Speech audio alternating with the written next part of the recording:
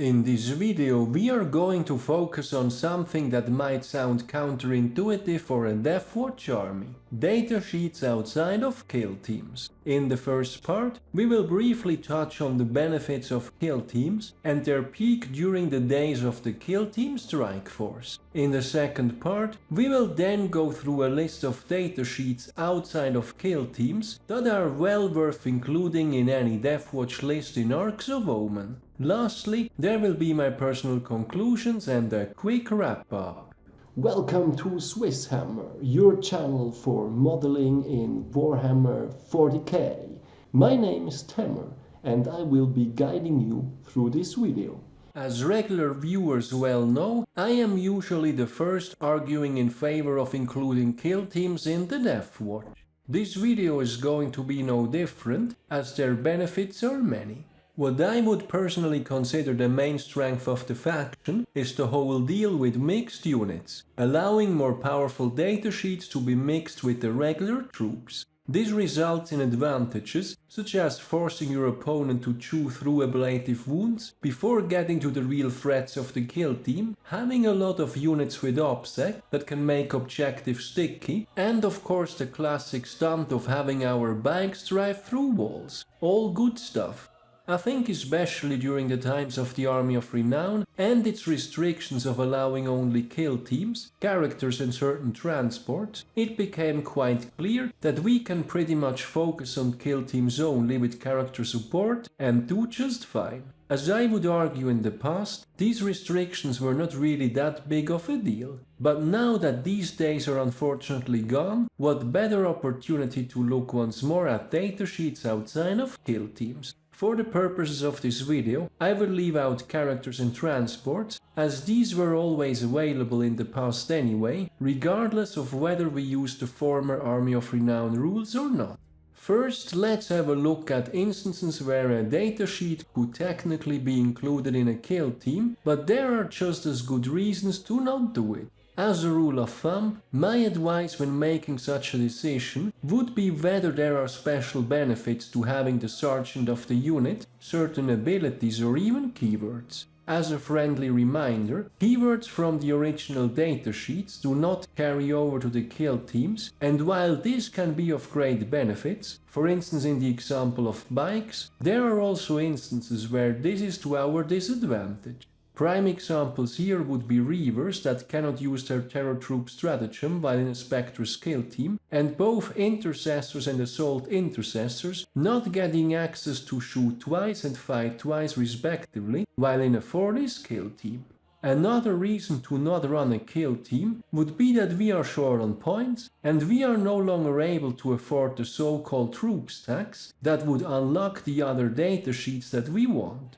For instance, we could just about squeeze in 5 Deathwatch Terminators, but we cannot find the points for the obligatory 5 Deathwatch Veterans. In such a case, it might be worth running the Terminators in the elite slot rather than not having them at all. With these basic considerations out of the way, let's take a look at some actual datasheets. First we have the Eliminator squad, which I think is a prime example of all I have mentioned above. Eliminators are great to have in a Spectre's kill team, and in fact most successful competitive Deathwatch lists run one Spectre's kill team with 4 to 5 Eliminators, 4 of which then get into a combat squad with the Helix Adept. In this case, they actually gain a keyword, smokescreen, and benefit from the Helix Gauntlet that would otherwise not be available. However, the Eliminator Sergeant has the Instigator Bolt Carbine, which allows Move Shoot Move, an ability that will not be available to a kill team because we cannot take the Eliminator Sergeant. Furthermore, an Eliminator squad at 75 points is also very affordable and easy to squeeze into a list. As such, running either can make sense, and sometimes even both in a single list. When points allow, I think running something like one Spectre's kill team with 5 Eliminators plus 1 to 2 Eliminator squads make perfect sense. My recommendation would be to run them with Last Fossils when possible. Next we have the Eradicator squad, which technically goes into an Indomitor kill team, but I think they also have a history of being left out. The main reason for this is, or was, that the wording of the Deathwatch supplement requires the entire kill team to shoot at the same target for Eradicators to qualify for total obliteration.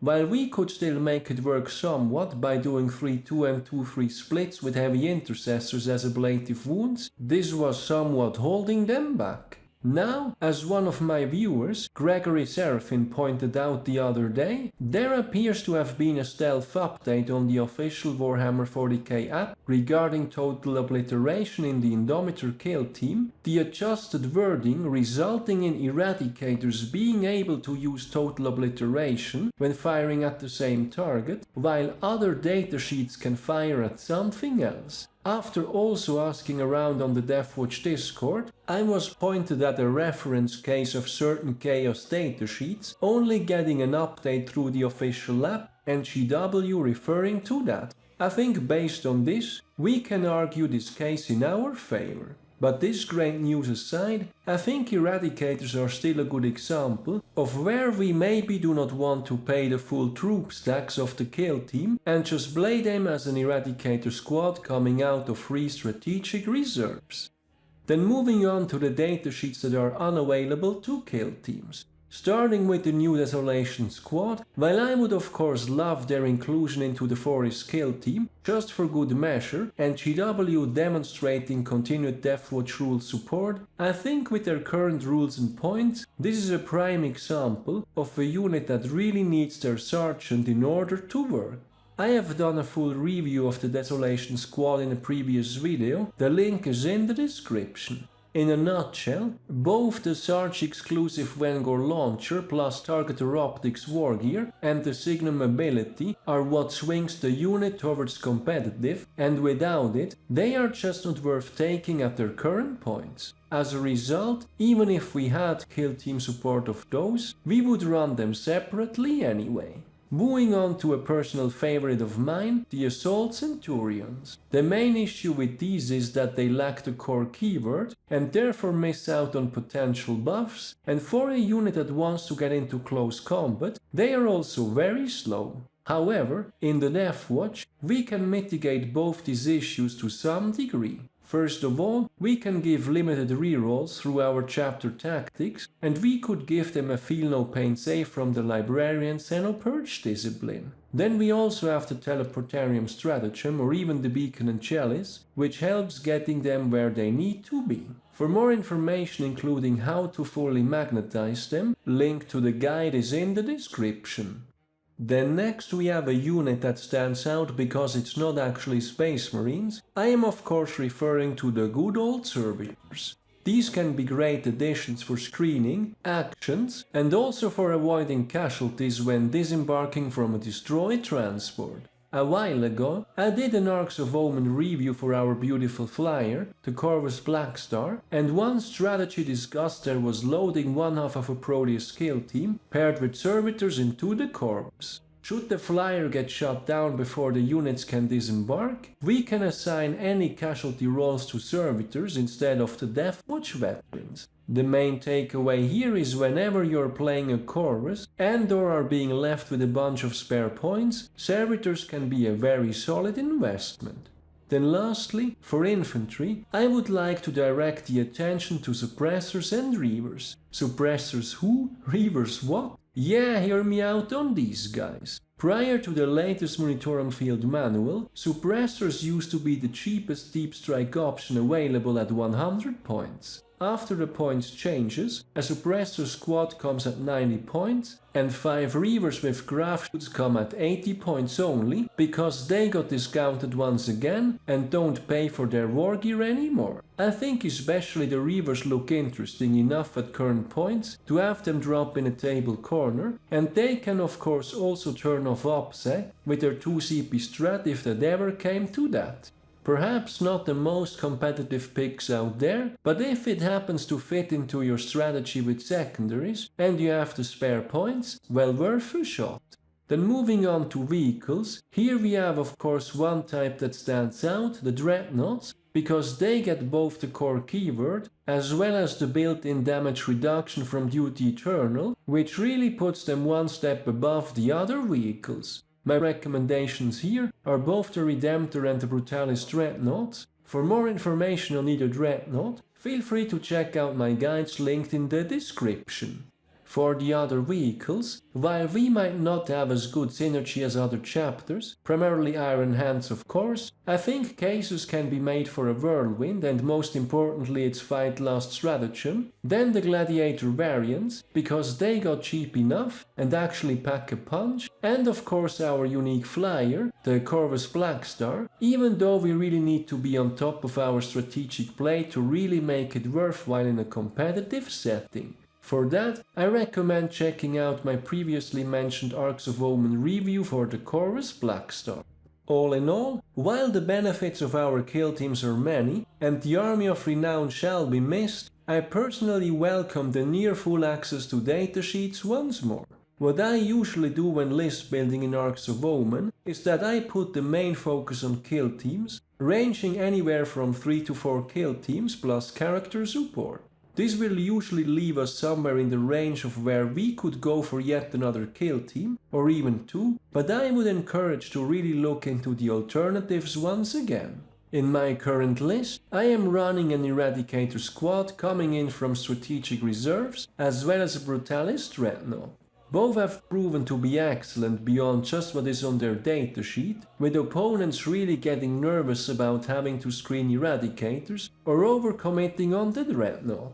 Eliminator squads can trigger similar results, their move shoot move can be highly annoying, and for as long as they can also benefit from cover, they are difficult enough to remove for their points, and due to relatively large bases, they can also act as roadblocks. While the Desolation squad might not win any prizes for aesthetics, I think a single unit at minimum size with the Sergeant using the upgraded launcher can also be a great addition. Long-range indirect fire is something that Deathwatch doesn't really have easy access to anyway. While these would be my top 4 datasheets outside of kill teams, Servitors are often overlooked, yet cheap enough to fill roles that would otherwise be difficult with our elite-style army. For more details on Deathwatch list building itself, I also recommend my beginner's guide linked in the description.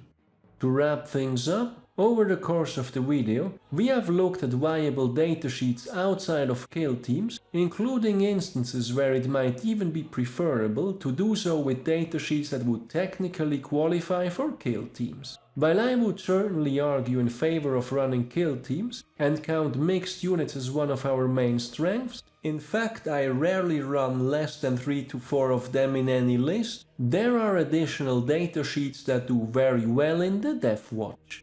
For datasheets that qualify for kill teams, the main considerations are the benefits of the Sergeant, additional abilities, or even keywords. The 2 datasheets that stand out here are Eliminators and Eradicators, both of which do very well on their own. Outside of datasheets available to kill teams, a single Desolation squad, Assault Centurions, and Servitors tend to fit nicely. While maybe not the most competitive, I also think that Reavers and Suppressors are worth a look because they are a very cheap deep strike option. Looking at vehicles, the obvious Dreadnoughts aside, I think we can also make good use of Whirlwinds, Gladiators and the Corvus Blackstar.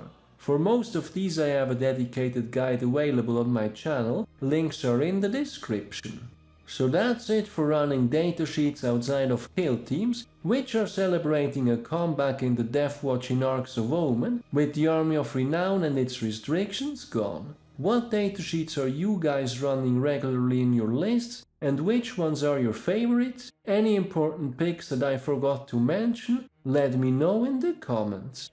Then finally, if you made it this far and I still have your attention, if you like my content, any additional support is greatly appreciated as it helps me invest into future videos. For that, I have both a Ko-fi as well as a Patreon page, links are in the description. Furthermore, I would also like to mention that there is a SwissHammer Facebook page where I will be posting links to my videos as well as articles I find of interest. I do read a lot about the hobby, but not all of it will always end up as its own video. I look forward to seeing you there as well. As always, thank you very much for watching, guys. Your continued support is greatly appreciated. I hope you have been enjoying this video. Give me a thumbs up if you did, and don't forget to subscribe if you haven't done so already. Thanks again and see you next time.